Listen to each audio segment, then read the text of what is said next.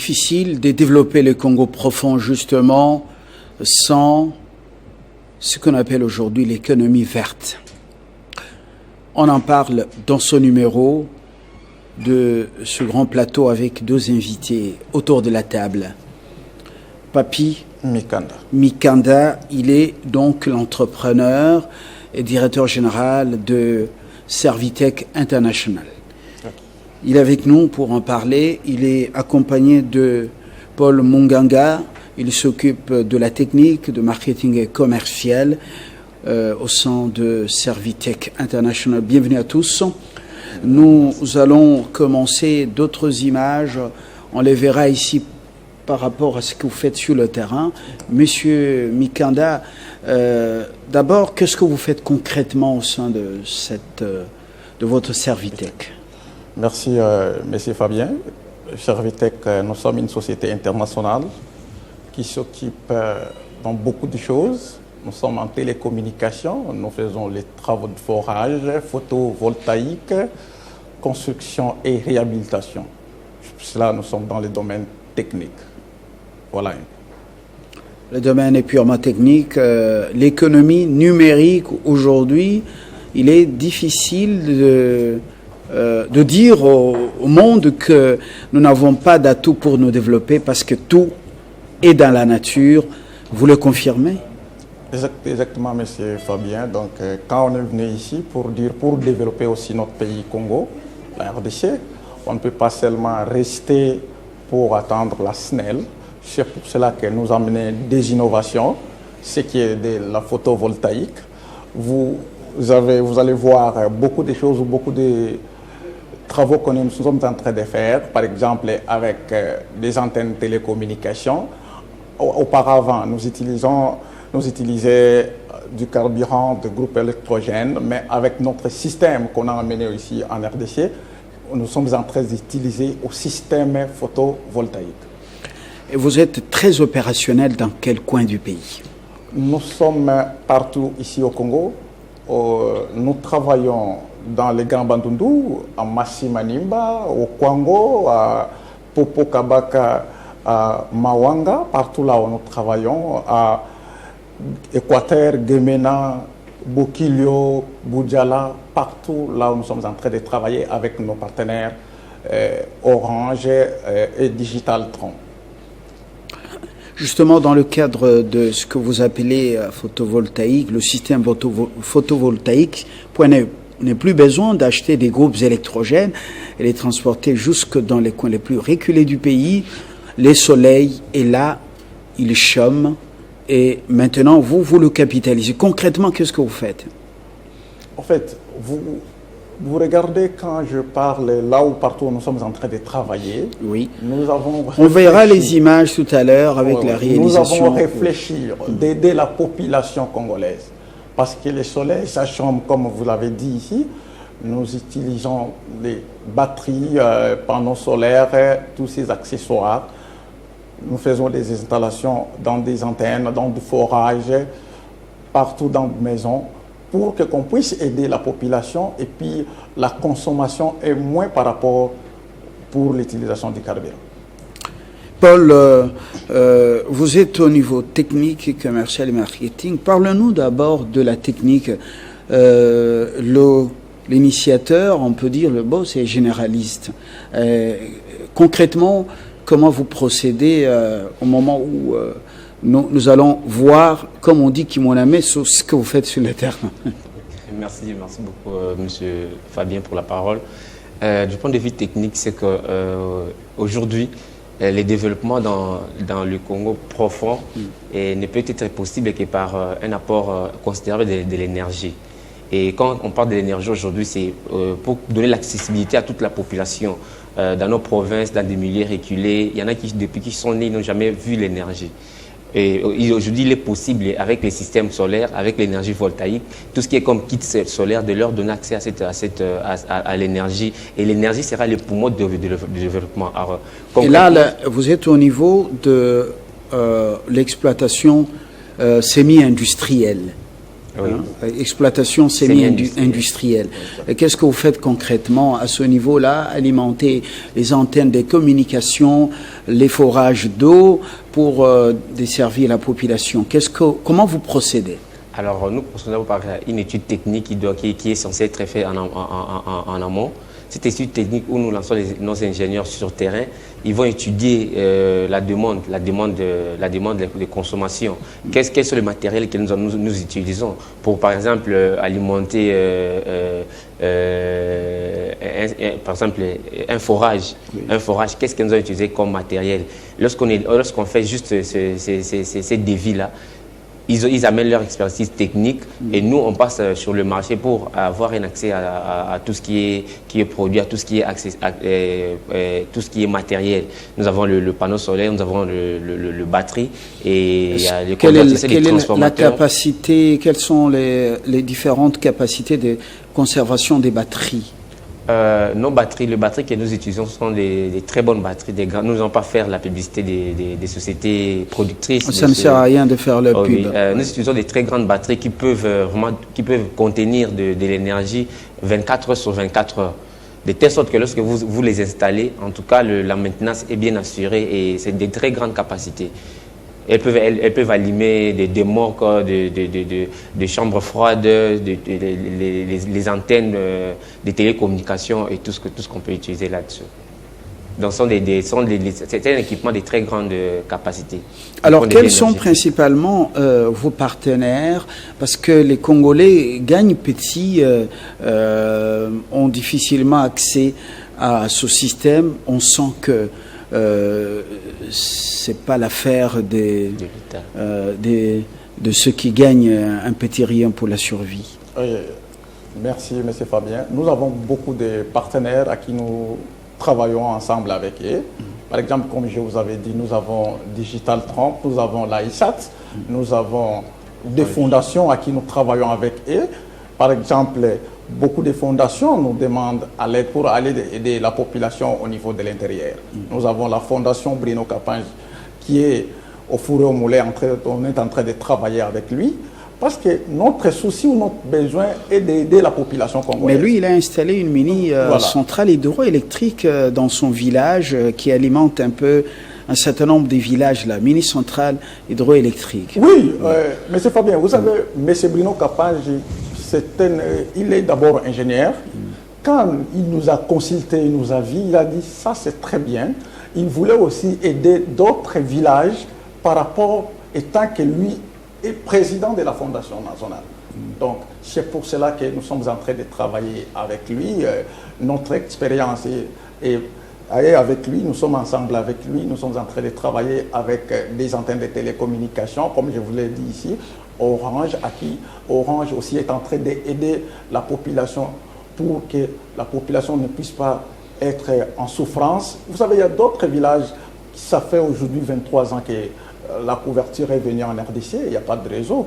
Mais Orange, avec le Digital Trump, ils ont réfléchi ensemble avec nous pour aider le village. Je peux vous informer que même si chez vous, il n'y a pas de réseau, mais chez nous, avec un petit moyen, on peut mettre l'antenne qui va aider la population dans votre village. C'est pour cela que nous demandons aux autres fondations de nous contacter. Nous avons tout ce qu'on peut emmener comme l'expérience. Justement.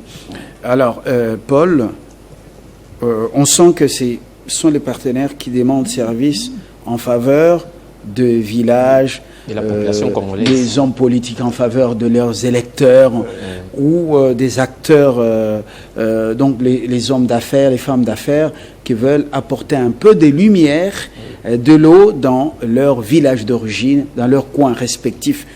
Les intérêts, on ne les connaît pas, ou les motifs, on ne les connaît pas. Mais est-ce qu'il arrive que des Congolais, de manière individuelle, indépendante, se demandent service, par exemple? Si moi, je veux demander service, comment vous procédez?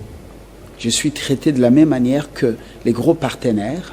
Non, du point de vue économique et commercial, vous n'êtes pas traité de la même manière, vu que votre capacité, votre demande n'a même pas la même ampleur que nos partenaires, nos partenaires privilégiés. Nous avons diversifié notre offre. Le produit est vraiment diversifié parce que nous ne pouvons pas nous dire que nous allons seulement satisfaire ceux que vous venez d'énumérer tout à l'heure. Mais notre souci est de satisfaire toute la population, quelle que soit sa catégorie, même le domicile, les personnes physiques, les personnes individuelles. Nous sommes là et vous présentez votre besoin parce que l'accès à l'énergie vraiment est capital pour la vie humaine, comme vous en savez aujourd'hui, avec tout ce que nous avons comme problème de l'énergie. Et lorsque vous venez auprès des Servitech, vous posez votre problème, Servitech passera juste à une étude du marché. Ce sont les batteries dont vous avez parlé il y a quelques minutes, oui. Les batteries de grande capacité, voilà. Qui peuvent conserver l'énergie 24 heures sur 24 heures. Et capable d'alimenter même de la climatisation, des congélateurs. La cuisine, vous pouvez utiliser ça dans votre maison 24 heures sur 24 heures. Et là, vous allez oublier tout ce qui est difficulté. Et ça peut alimenter les morgues dans le village? Oui, à la cité de Massimanimba, plus précisément, il y a une fondation de l'honorable. Ça, c'est installé où, par exemple? Par exemple, là, ces batteries sont en train de faire fonctionner aussi la morgue qui est à la cité de Massimanimba. C'est l'unique territoire de la province, dans la grande province de Bandundu, qui a une morgue qui aide la population. Vous imaginez l'ampleur, la donne que cela apporte. Mais ceci aussi dans nos installations, dans nos antennes, dans nos antennes que nous sommes en train d'installer par-ci, par-là, mais aussi dans des chambres froides, dans des fermes de personnalités que nous ne sommes pas venus pour citer les noms ici, qui sont nos clients. Oui, c'est pas obligatoire de citer. C'est leur vie privée. Tant que cela profite à la population, c'est une bonne chose, mais il ne faut pas les exposer. Non, il ne faut pas les exposer. Alors, les demandeurs de services sont pour la plupart les grosses, comment on dit, ceux qui gagnent assez de moyens, ils le font pour eux-mêmes et pour les populations locales. Je ne veux pas demander le coût. Je prends l'exemple, dans mon village, dans mon territoire d'origine, par exemple à Kabé-Kamanga, je veux installer un forage d'eau. Comment je dois procéder? Alors, auprès de vous. Auprès de nous, notre traitement, la manière dont nous traitons notre clientèle ne dépend pas de sa capacité financière, mais du besoin qu'il veut rendre premièrement à la population congolaise. Oui. Parce que cette population qui est en train de vivre sur une étendue, on parle de cours d'eau, de bassin du Congo, mais qui manque de l'énergie, c'est vraiment inhumain aujourd'hui. Alors, notre souci, c'est que lorsque vous venez chez nous, nous n'allons pas vous considérer comme étant un politicien qui vient d'abord pour d'autres raisons que tous nous savons. C'est que nous, notre besoin, c'est de voir l'apport d'abord social. L'apport social qui est votre projet, votre demande, et auquel votre demande va répondre. C'est que vous venez, oui, bien sûr, vous êtes une personnalité individuelle. Donc vous avez de l'âme dans les affaires. Vous avez un visage humain dans les affaires. Donc vous faites le distinguo entre les hommes d'affaires et les simples citoyens qui veulent aider la population. Ce n'est pas faire un distinguo entre ces deux catégories, mais c'est juste répartir ou répartir les types de clientèle. Oui. Répartir les types de clientèle parce que chaque client va mordre à la maison par rapport à sa capacité financière. Voilà ce que je peux vous dire. Voilà. Je ne veux pas entrer en profondeur pour dire, pour demander les étapes et tout ça. Ça reste, par exemple, une discussion entre vous et les demandeurs des services. Papi Mikanda, si je comprends bien, vous êtes multiservice. Donc, il y a l'installation, montage, installation des antennes, télécommunications. Vous avez également le volet, les chambres froides. C'est vous qui amenez la logistique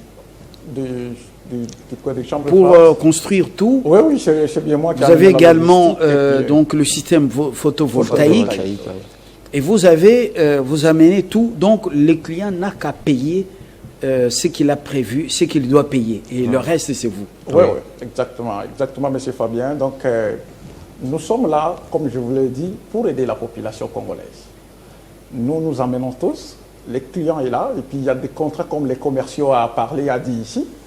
Il y a des contrats que si les clients ont besoin de les faire, donc ils peuvent payer à ceux qui vont partager ou discuter avec les commerciaux. Directement, il aura son service, ce qu'il voulait. Donc, vous êtes multiservice. Yes. Alors, je sens que vous êtes... Alors, qui est derrière vous, à part les partenaires qui sont au Congo? Qu'est-ce qui fait votre force? D'où tirez-vous toute cette logistique?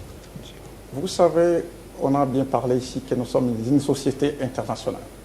Donc, puis, vous êtes le représentant d'une firme ici au Congo. Exactement. Vous êtes le représentant de cette firme internationale. Exactement. Alors, tout vient d'ailleurs. Yes. Alors, il y a beaucoup de gens qui sont tentés maintenant de mener des aventures dans le domaine de l'économie verte, parce qu'ils savent que nous avons tous les atouts au Congo. Est-ce que ce n'est pas coûteux? Bon, je vous ai dit, il y a la possibilité des manières de payer des paiements. Comme les commerciaux est là, il a tout dit, il a tout expliqué. Il n'a pas tout dit. Il a dit... il a parlé avec réserve et avec code. Ah ouais, non, pas de code, mais c'est pas bien. Les commerçants ont bien dit, bien expliqué pour dire on est là pour aider la population. Il y a la manière d'où les clients peuvent accéder ou posséder au paiement. Voilà un peu. Alors, si je comprends bien, vous utilisez aussi la main-d'œuvre locale et quelques sous-traitants congolais. Est-ce que c'est ça ou je me suis trompé? Non, vous ne vous trompez pas. En fait, lorsque vous parlez, on est martelé juste par rapport aux personnes, aux fondations. Mais monsieur le journaliste, il est important de vous mentionner ici que c'est un grand bénéfice pour le gouvernement congolais.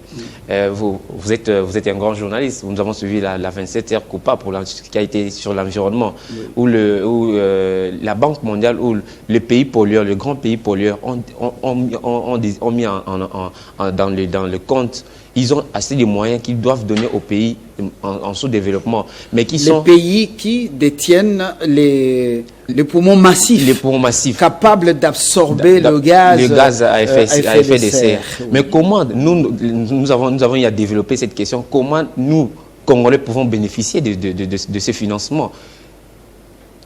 Si je peux vous répondre, nous ne pouvons qu'en bénéficier par des projets, aussi les gouvernements congolais. Il faut créer les projets bancables qui tiennent la route. Qui œuvrent dans le domaine de l'énergie. Oui. Et là, on ne peut qu'y arriver par les photovoltaïques. Oui. Donc, ceci est d'une grande importance. Et non seulement le gouvernement congolais peut, par la politique que le chef d'État est en train de prôner, accompagner ces petites entreprises, mais aussi réglementer une loi qui fera en telle sorte que cela bénéficie à la population congolaise. Donc cela est vraiment d'une grande importance. Alors notre offre est vraiment diversifiée. Notre offre ne tient pas compte de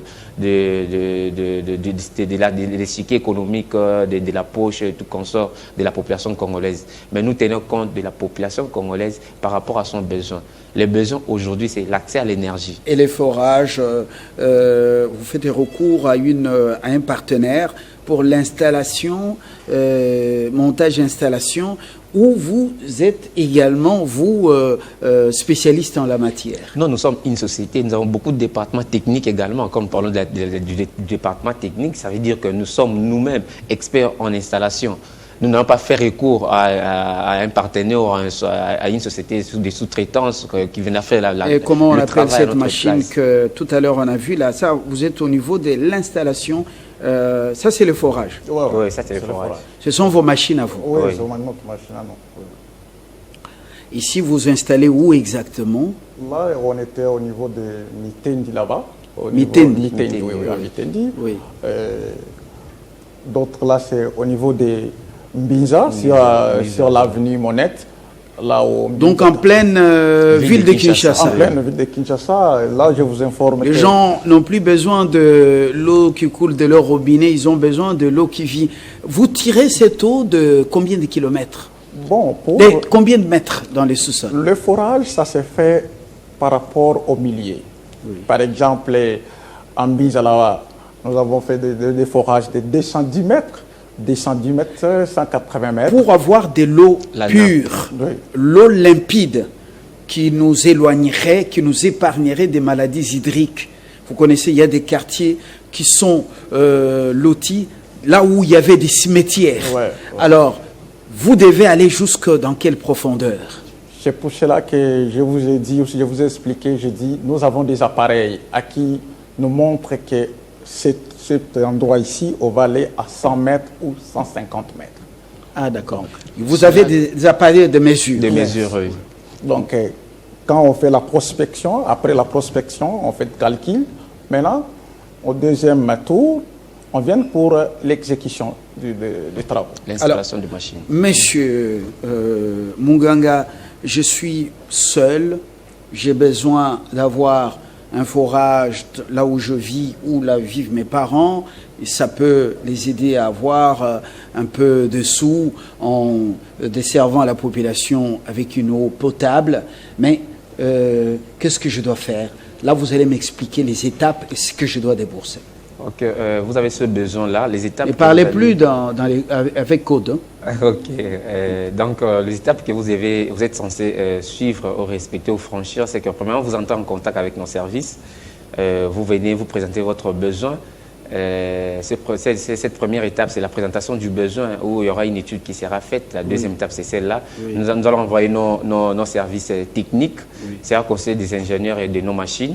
Les machines ils viendront sur place, vous allez nous indiquer le lieu, si c'est votre parcelle ou si c'est votre commune, et j'en passe. Et à ce moment-là, nous allons faire cette étude technique parce qu'il faudra respecter aussi les normes. Il ne faudra pas construire n'importe comment, il ne faudra pas faire son forage n'importe comment. Oui. Lorsque nous envoyons ces services techniques. Pour le cas de cette photo que vous voyez sur notre mur d'image, vous êtes allé jusqu'à quelle profondeur? À 210 mètres.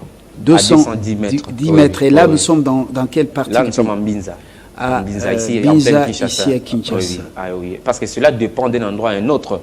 Il y a des endroits où vous avez à 60 à 50 mètres, vous ça, avez de l'eau pure. C'est un particulier qui a demandé service. C'est un particulier qui a demandé service. Dans sa concession. Oui. Et après, pour finir avec votre question, après cette étude, il y aura un devis qui sera fait, qu'on va vous soumettre. Et lorsque vous allez satisfaire à ce devis-là, il restera à la société de venir finaliser avec ses travaux. Alors, aucun chiffre n'est annoncé. Il n'y a que des généralités, des étapes données. Monsieur Mikanda, j'aime bien les chiffres. Comment puis-je me débrouiller, me faire une idée nette pour, par exemple, un forage de telle qualité, accompagné de l'alimentation photovoltaïque grâce au système photovoltaïque. Ouais. Et en même temps, ce système alimente également ma maison ou ma ferme. Et puis, en même temps, je peux également faire alimenter les maisons de mes voisins. Oui. Monsieur Fabien, comme je vous ai dit, on s'est tout dit ici que pour faire forage, on ne donne pas les prix directs. Non. On commence d'abord à procéder à la prospection. Après avoir la prospection, et puis nos techniciens ou nos ingénieurs font un petit devis, ils vous amènent, et puis pour savoir, voilà, c'est tel endroit, par exemple, j'ai dit à Mbinza Air Congo là-bas, on part jusqu'à 135 mètres. Nous, on sait qu'en 135 mètres ici, notre client va nous payer $7 000. Donc, on sait que le client n'a pas un $7 000, il va payer à des tranches. Maintenant, on fait un protocole d'accord. Nous sommes une société, nous venons avec la machine, vous donnez la compte, vous donnez d'abord 50% du travail, puis dès qu'après le travail, vous soldez. Puis, encore de préfabriqué, je ne comprends rien. Non, ça c'est les chambres froides. Les chambres froides. Chambres froides solaires. Chambres froides solaires. Oui. Ce sont des chambres froides solaires. Là, c'est semi-industriel. Semi-industriel. Donc, au système hybride. Donc, ceux qui vont fonctionner 24 sur 24 heures. Nous n'avons sur l'énergie propre, naturelle, donc système des panneaux solaires. Le système panneaux solaires, le système photovoltaïque. Donc, nous avons l'expérience, nous avons, comme monsieur le commercial a dit, qu'il y a beaucoup de gens aujourd'hui ici, ils ont mis même Zigida ici, à la forêt, en Massimanimba, là où aussi le maître Donald de la fondation Donald a mis. Aujourd'hui, c'est le seul unique endroit ça se trouve la mort, c'est dans les territoires de Massimanimba. Ici, je vois, on dirait des tôles là-bas, et la dimension est grande. Là, c'est le site, donc c'est pour plutôt un usage industriel.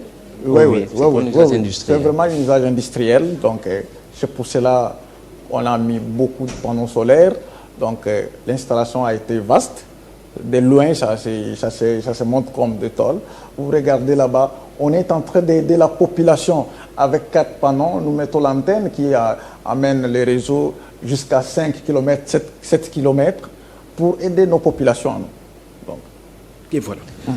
Tout est dit. Du moins pour l'instant. Vous avez un mot? Oui, les avantages, c'est que les avantages avec notre système, avec l'énergie naturelle, le photovoltaïque, ces avantages sont vraiment énormes aujourd'hui avec tout le problème de réchauffement climatique, mais aussi avec le problème de la pauvreté de la population.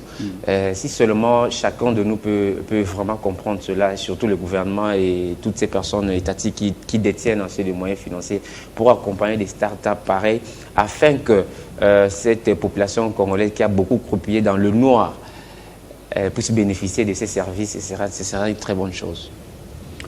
Un petit mot, comment vous joindre? Oui, nous avons le directeur commercial est là, donc il va donner le numéro donc pour le contacter à qui, Paul, qui est là. Comment vous joindre? Ok, à toutes ces personnes qui peuvent nous joindre, vous prenez notre numéro de téléphone. Nous sommes dans le plus 243 81 46 800 et à la fin 46 81 46 800 et 46. Le deuxième numéro, c'est le plus 243 99 90 60 48.